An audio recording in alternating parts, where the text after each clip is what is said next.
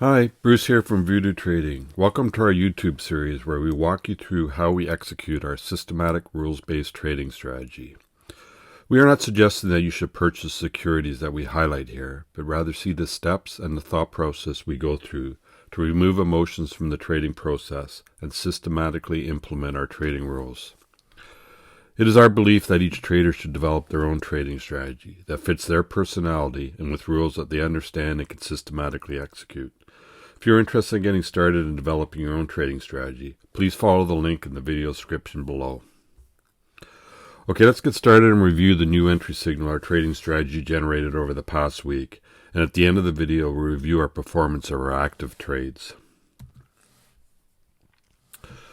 The China Equity ETF is one of over 50 markets that we follow and review daily. Over the past month or so, there's been a lot of talk about the lifting of COVID lockdowns and restrictions in China and the impact it will have on Chinese and international equity and commodity markets. The reopening of China is currently being perceived by the markets as good news, but this narrative could change later in 2023 if increased commodity prices impact inflation and governments around the world have to further increase interest rates. We don't trade based on news events. We only trade based on the strict rules of our trading strategy, which looks for the strongest trending markets, and currently the strongest tend to have a China-related theme to them. We are trading the ZCH ETF on the TSX, but other international China equity ETFs such as GXC in the US are showing similar price patterns. You can see on this chart that ZCH is showing a nice trending pattern of higher highs and higher lows over the past couple months. ZCH is also approaching a new 6-month high resistance level of $17.67, which is shown by the dashed purple line and the purple circle on this chart. You'll also notice that the price is broken out above the 200-day moving average, which is the blue line on the chart. You can also see from the chart that the 50-day moving average, which is shown by the red line, has just crossed above the 200-day moving average to form a bullish golden cross.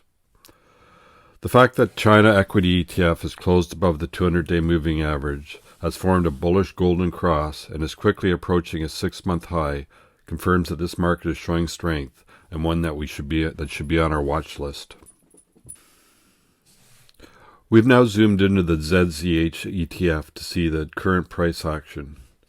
Our trading rule number 2 identifies potential trade setups for securities on our watch list. The China Equity ETF became a potential trade setup when it broke out and closed above the 6-month high of $17.67. This breakout is illustrated by the purple circle on the chart. Some traders may have identified this as a potential trade setup when it broke above the 200-day moving average, which is shown by the blue arrow, or when the faster 50-day moving average crossed above the slower 200-day moving average, which is shown by the red arrow. It is always encouraging when multiple trade signals line up. Our trading rule number 3 states that we'll enter the trade if there is a follow-through on the breakout. The orange line on the chart is the high price of the ETF once it broke out and closed above the 6-month high. We placed a buy on stop order and entered the trade at $17.87 if the price continued to trade higher. You can see by the purple box that the next day the price continued higher and our buy on stop order was filled and we were in the trade. Our trading rule number 4 states that we must know what we'll get out if we're wrong and the upward trending price does not continue. By placing a stop loss for all active trades, we control our bet size. The backtesting of our trading strategy indicates that we have a 40% success rate. In other words, we will stopped out for a loss on approximately 60% of all the trades we entered. We are okay with that because our backtesting has also shown that on winning trades we make approximately 3 times as much as we lose on our losing trades. A 40% success rate with a profit of 3 times our losses makes our trading strategy profitable. For this trade, we placed our stop loss at $16.88, which is shown by the brown arrow on the chart. We calculate our stop loss using an average true range, which measures the average volatility of the ZCH ETF over the past 20 days.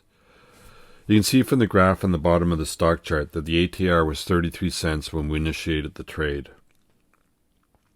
In order to give the trade some breathing room, we used a 3 times ATR, which in this case is 99 cents. We calculate our $16.88 stop loss by subtracting the 3 times ATR from our $17.87 purchase price. As soon as our entry order is filled, we place our stop loss order with our broker so that the trade will automatically be closed if the stop loss price is hit. Once we know our entry price and stop loss price, we can calculate how many shares of the ETF we should purchase. In this case, we're willing to risk 0.5% or $500 of our theoretical $100,000 portfolio if we are wrong. By dividing our bet amount of $500 by the difference between the purchase price and the stop loss price, we determine that we can buy 505 shares of the ZCH ETF. Defining the bet size of every trade is the key to long-term trading success. Okay, let's look at our active trades. We currently have 10 active trades. Over the past week, we entered into 2 new trades, which are shown in orange on the table. Along with the China ETF trade we just discussed, our trading strategy also got us into a position in a Canadian equity trade. This leaves us about 85% invested.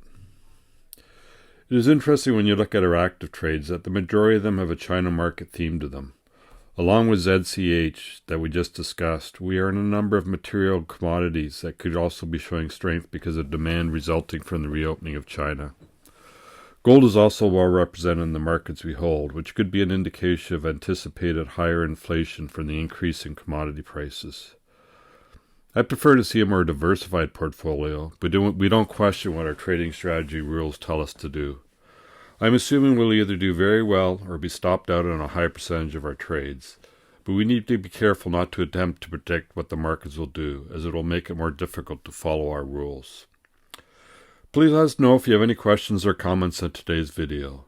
Thanks for watching, and we'll talk soon. Good luck and good trading.